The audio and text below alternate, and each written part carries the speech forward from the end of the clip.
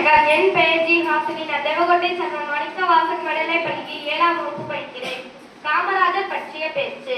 காமராஜர் அவர்கள் 1903ஆம் ஆண்டு ஜூலை 15ஆம் தேதி விருதுநகரில் பிறந்தார். இவருடைய தந்தையின் பெயர் குமாரசாமி, தாயார் சிவகாமி அம்மையார். விடுதலை வீரர் திரு சத்தியமூர்த்தியின் வாரிசாக விளங்கியவர் காமராஜர். 1954ஆம் ஆண்டு அனைவரின் பேராதரவுடன் தமிழ்நாட்டின் முதலமைச்சராக பதவியேற்றார். கட்டாய கல்வி, இலவச கல்வி, இலவச மதிய உணவு திட்டம் என பல புதிய திட்டங்களை உருவாக்கினார். 1976ஆம் ஆண்டு இந்தியாவின் உயரிய குடிமகனின் விருதான பாரத ரத்னா விருது இவருக்கு வழங்கப்பட்டது.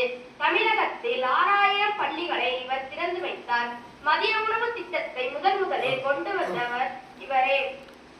தமிழ்நாட்டின் முன்னாள் முதலமைச்சர் காமராஜர். 3 முறை தேர்ந்தெடுக்கப்பட்ட முதலமைச்சரே காமராஜர். நேர்மைக்கு உதாரணமாக திகழ்ந்தார். மிகவும் எளிமையான வாழ்க்கை வாழ்ந்தவர். இவரை கல்வி தந்தை என்று அன்புடன் அழைப்பார்கள். காமராஜர் கர்ம வீரர் என்றும் போற்றப்பட்டார். மக்கள் நலனுக்காகவே இவர் பாடுபட்டார். ஏழை குழந்தைகள்